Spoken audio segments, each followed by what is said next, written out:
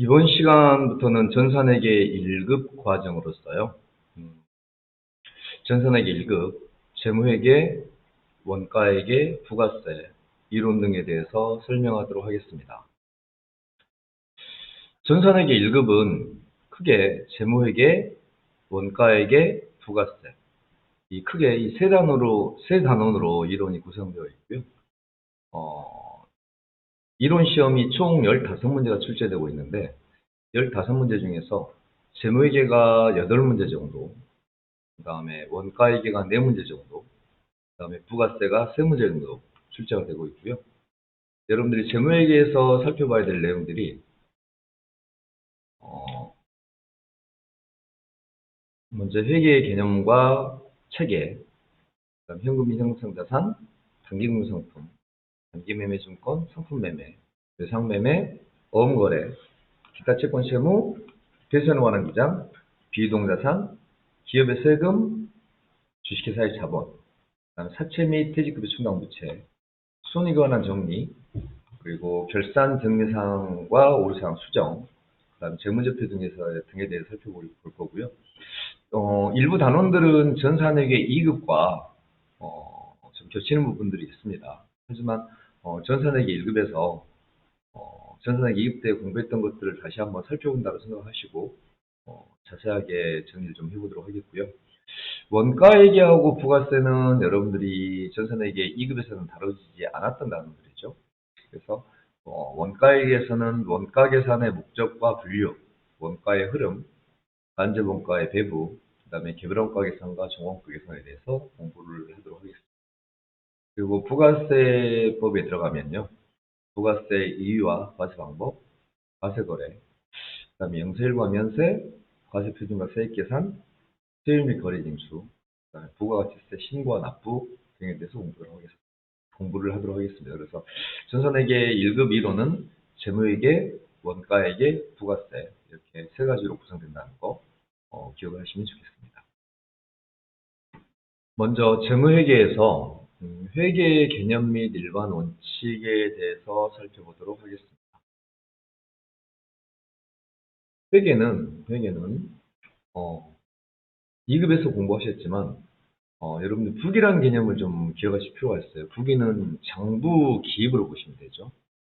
모든 기업은 경영활동을 하게 되고 경영활동하다 보면 자산과 부채와 자본의 증감 변화가 일어나고 이러한 자산, 부채, 자본의 증감 변화를 기록, 계산, 정리하는 것.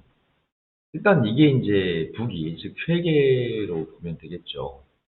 근데 이제 회계의 개념은 이런 장부 기입에서 좀 더 넓은 의미로 보시면 되겠습니다. 그래서 회계의 개념은 재무보고의 목적이라고 했는데요. 재무회계는 회계정보 이용자, 즉 회계정보 이용자라고 그러면 이제 내부 정보 이용자가 있고 내부 정보 이용자가 있는데요. 내부 정보 이용자는 경영자나 임직원을 얘기하겠죠. 그래서 경영자에게 경영계획을 수립하는 경영계획이 필요한 그런 정보를 제공하는 게 먼저 첫 번째의 목적이 될 수가 있을 것이고요. 외부 정보 이용자는 투자자나 채권자, 정보기관 또는 소비자들, 일반 소비자들 이러한 분들이 이제 외부 정보 이용자가 될 텐데 외부 정보 이용자, 투자자에게는 투자 의사 결정이 필요한 정보 제공, 채권자에게는 신용 의사 결정이 필요한 정보, 그다음에 국세청 같은 국가기관에게는 세무 의사 결정이 필요한 정보, 그다음에 일반 소비자에게는 소비 의사 결정이 필요한 정보, 이런 정보들이 제공돼야 되는데 이런 재무회계는 이런 회계 정보 이용자, 즉 내부 정보 이용자나 외부 정보 이용자, 내부 정보 이용자나 외부 정보 이용자가 의사 결정을 할 수 있도록 정보를 제공하는 거죠. 그게 이제 회계의 목적입니다. 그래서 회계는 자산, 부채, 자본, 수익 등의 증감 변화를 기록, 계산, 정리해서 재무제표를 작성한 다음에 이 재무제표 정보가 필요한 회계 정보 이용자에게 적정한 정보를 제공하는 것이 그 목적이다 라고 보시면 되겠습니다. 그래서 회계 목적의 전제를 보시면 회계 정보 이용자들의 경제적 의사결정에 유용한 정보를 제공하는 것. 이게 이제 전제가 되겠고요. 재무보고의 목적을 보시면 정보 이용자 중에서 투자자나 채권자, 즉 투자 및 신용 의사결정이 필요한 정보를 제공하는 것. 이게 이제 첫 번째 목적이고, 두 번째 목적은 미래 현금 흐름을 평가하는 데 유용한 정보를 제공한다고 되어 있죠. 미래 현금 흐름을 전망하는 건 경영 의사결정이 필요한, 즉 내부 정보 이용자 중에서 경영자에게 필요한 정보 제공이 있죠. 그리고 기업의 자원 또는 자원에 대한 청구권, 이들의 변동에 관한 정보를 제공하는 것. 이런 것들이 이제 회계의 기본적인 목적들이 되겠습니다. 다음으로 회계 정보의 질적 특성을 보시면, 회계 정보의 질적 특성은 회계 정보의 기준이라고도 하죠. 그래서 회계 정보가 유용하기 위해서는 이 회계 정보가 가져야 될 성질, 이게 이제 회계 정보의 질적 특성인데, 이 회계 정보의 질적 특성은 크게 이해 가능성, 목적 적합성, 이제 뒤에 가시면 신뢰성, 이런 것들이 회계 정보의 질적 특성이 될 텐데요. 회계 정보의 질적 특성은 회계 정보가 유용하기 위해서 지녀야 할 성질입니다. 그래서 의사결정에 유용한 정보인 거죠. 그래서 먼저 회계 정보의 질적 특성 중에서 이해 가능성을 볼까요? 이해 가능성. 이해 가능성은 정보로 이용하기 위해서는, 즉 정보가 유용하기 위해서는 그 정보가 이해 가능한 형태로 제공되어야 한다는 거죠. 이 정보가 이해 가능한 형태로 제공되어야 한다라는 게 이제 이해 가능성인데, 이 이해 가능성은 정보의 특성과 정보 이용자의 특성 둘로 나눌 수가 있습니다. 정보의 특성은 방금 말씀하신 것처럼 정보는 이해 가능한 형태로 제공되어야 하고, 정보 이용자는 이 이해 가능한 형태로 제공된 정보를 이해할 수 있는 합리적인 이해력을 갖추고 있어야 되겠죠. 이런 이해력을 갖추기 위해서는 여러분들처럼 적절한 노력이 필요하죠. 이 적절한 노력이라는 게 결국은 회계 공부를 하는 것이겠죠. 그 다음에 목적적 합성 보겠습니다. 목적적 합성은 의사결정과 관련 있는 정보가 이제 목적 적합한 정보라고 하는데요. 이 목적적 합성은 예측가치, 피드백가치, 적시성, 이 세 가지로 크게 구분할 수가 있겠습니다. 예측가치는 회계정보 이용자가 기업의 장래에 미치는 영향을 미래의 현금 흐름을 예측하는데 필요한 정보의 속성이라고 되어 있죠. 그래서 회계정보 이용자가 장래 기업의 가치에 영향을 미칠 미래 현금 흐름. 현금 흐름은 당연히 장래의 기업의 가치에 영향을 미칠 수가 있죠. 그래서 현금 흐름을 예측하는데 유용한 정보가 예측 가치일 거고요. 피드백 가치는 의사결정자가 예측한 결과를 가지고 처음에 기대했던 이 기대치를 확인하거나 수정할 수 있게 해주는 정보의 속성이 피드백 가치고요. 적시성은 필요한 시점에 필요한 정보가 제공되어야 한다는 겁니다. 그래서 정보 이용자가 의사결정을 하고자 하는 시점에 이 정보를 이용 가능하여야 한다라는 의미가 되겠죠. 그래서 우리가 회계 정보의 질적 특성 중에서 먼저 이해 가능성은 정보의 특성이 있고 정보 이용자의 특성이 있고, 그다음 목적 적합성은 예측 가치, 피드백 가치, 적시성, 이렇게 나누어진다. 그다음에 또 한 가지는 회계 정보 질적 특성 중에서 이해 가능성, 목적 적합성, 그다음 신뢰성에 대해서 한번 공부를 한번 해보도록 하겠습니다. 신뢰성은 회계 정보는 믿을 수 있는 정보이어야 한다는 거죠. 그래서 이 믿을 수 있는 정보가 되려면 표현의 충실성, 검증 가능성, 중립성이 제고되어야 한다. 그래서 표현의 충실성은 회계 정보는 신뢰할 수 있을 만큼 충분한 정보가 제공되어야 한다. 라는 게 이제 표현의 충실성일 거고요. 검증 가능성은 동일한 경제적 현상이 이루어졌다면 이 동일한 경제적 현상에 대해서 둘 이상의 회계 담당자가 동일한 측정 방법으로 측정했을 때 동일한 결과가 제공돼야 한다는 거죠. 그래서 동일한 경제적 현상에 대해서 두 사람 이상의 회계 담당자가 동일한 측정 방법을 사용해서 측정했을 때 비슷하거나 동일한 결과가 측정되어야 한다라는 게 이제 검증 가능성이 되겠습니다. 그다음 중립성은 객관성인데요. 객관성이라는 것 자체가 그러죠. 회계 정보 이용자는 내부 정보 이용자가 있고 외부 정보 이용자가 있다고 그랬죠. 그래서 내부 정보 이용자는 경영자나 임직원들일 거고, 외부 정보 이용자는 투자자나 채권자, 정부기관, 이런 분들이 이제 내부 정보 이용자일 텐데, 이러한 회계 정보 이용자가, 회계 정보는 이러한 회계 정보 이용자, 즉 이해관계자, 특정 이해관계자에게 유리하거나 또는 불리하게 제공돼서는 안 된다는 거죠. 즉 중립적인 입장을 견지해야 한다는 게 이제 신뢰성 중에서 중립성에 해당하겠습니다. 그다음에 비교 가능성을 살펴보시면, 비교 가능성은 기업 간 비교 가능해야 되고 기관별로도 비교 가능해야 된다는 거죠.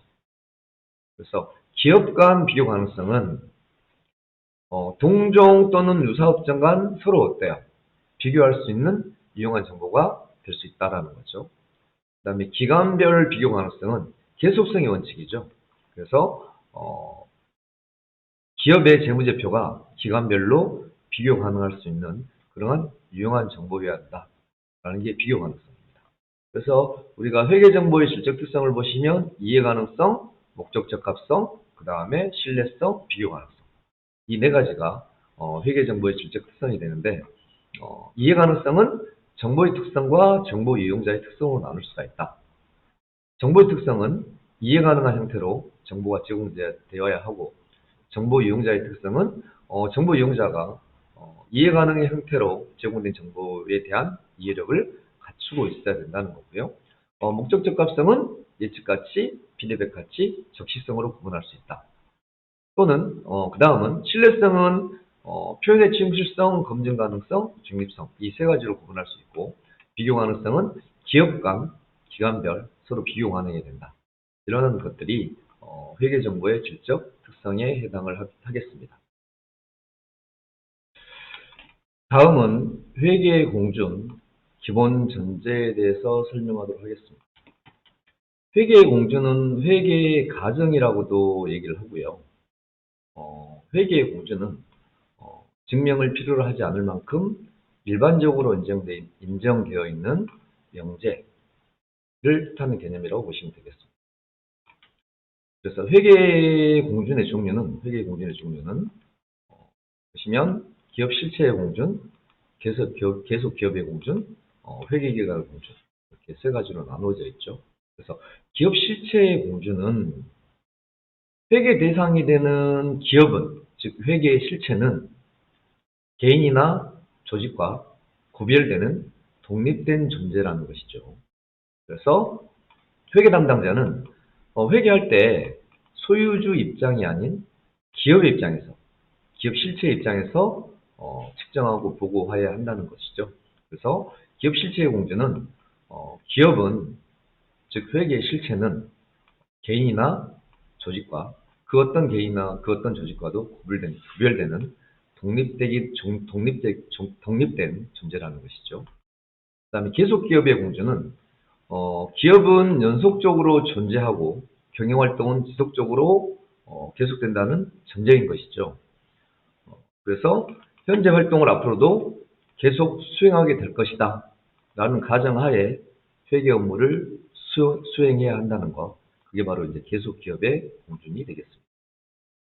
회계기관의 공준은 적시, 즉 필요한 때에 필요한 정보가 제공되기 위해서는 인위적으로 기간을 구분해 놨는데요. 우리가 이를 보통 회계기간 또는 회계년도라고 얘기하고 있죠. 그래서 회계기관의 공준은 적시성의 원칙에 의해서 회계 정보를 인위적으로 분류해 놓은 기간을 얘기하고요. 즉 경영성과나 재무상태를 파악할 때는 일반적으로 회계기간 1년 기준으로 재무제표를 작성을 하는데, 회계정보의 적시성을 제고시키기 위해서는 반기나 분기, 중간보고 등의 기간을 추가로 사용할 수가 있습니다. 다음 회계의 원칙은 수익 인식의 원칙, 그 다음 수익비용 대응의 원칙, 그 다음에 완전공시 원칙, 역사적 원가의 원칙, 이 네 가지를 구분하는데 하나씩 살펴보도록 하겠습니다. 먼저 회계의 원칙 중 수익의 원칙, 수익 인식의 원칙을 살펴보시면 발생주의와 실현주의로 구분할 수가 있습니다.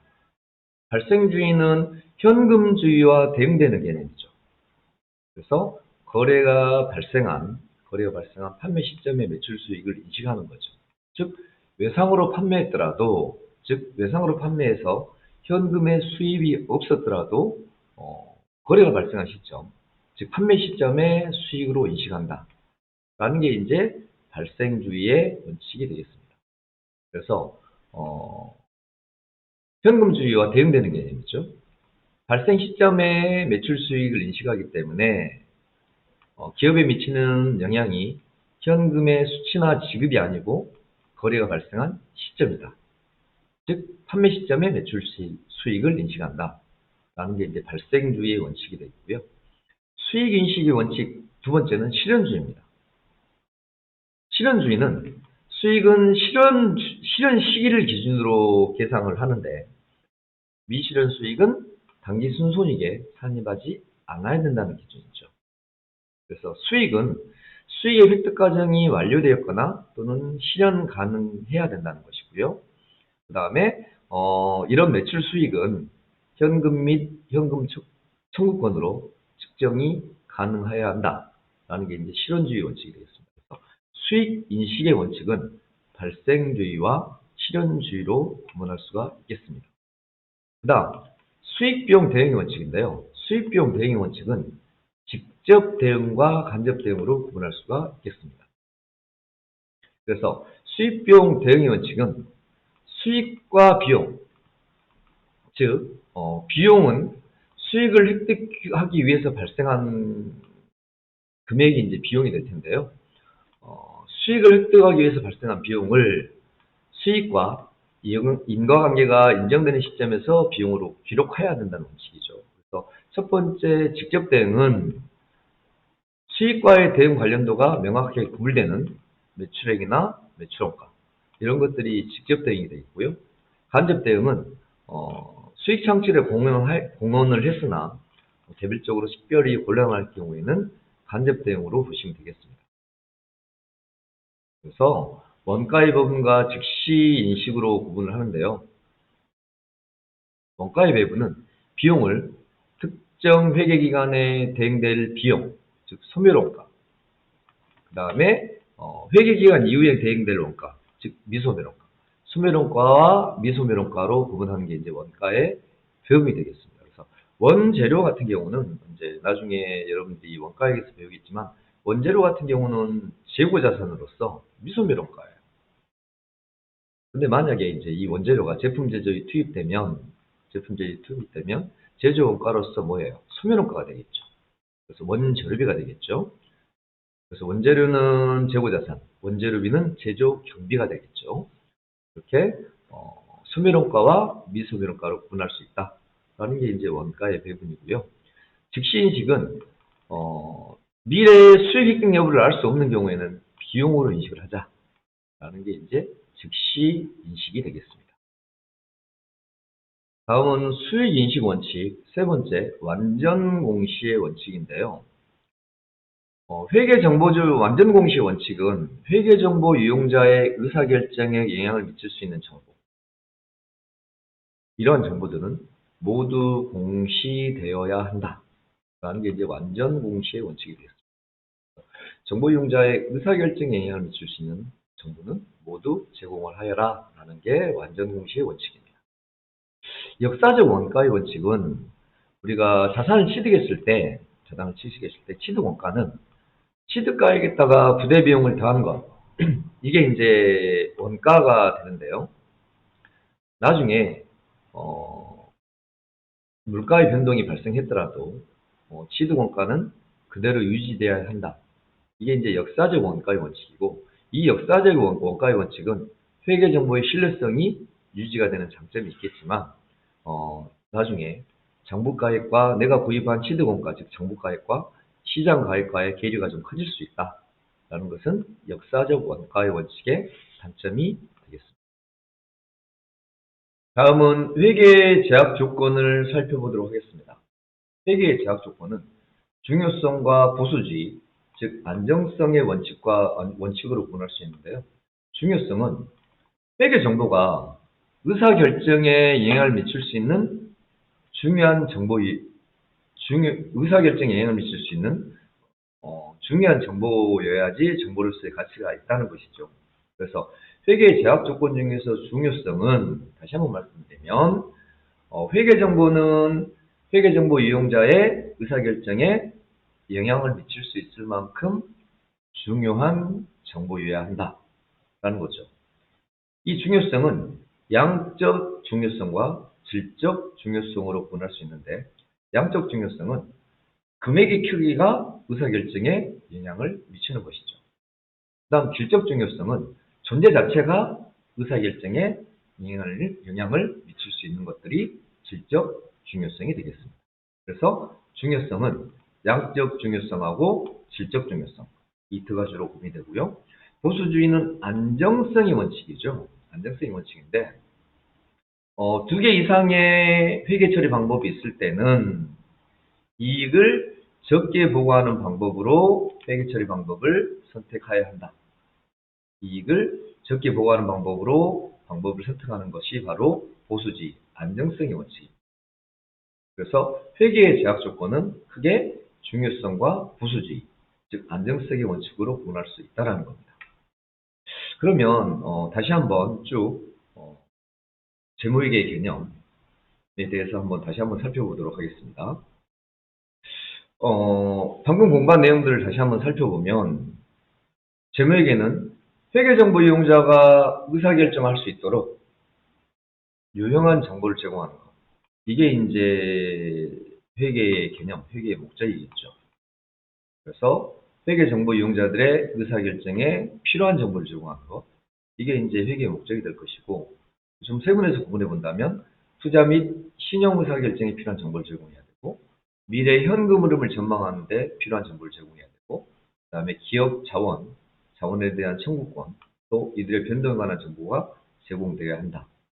즉, 회계정보 이용자에게 필요한, 의사결정에 필요한 정보를 제공하는 것. 이게 바로 이제 회계의 개념, 재무회계의 목적이 되도록 되겠습니다.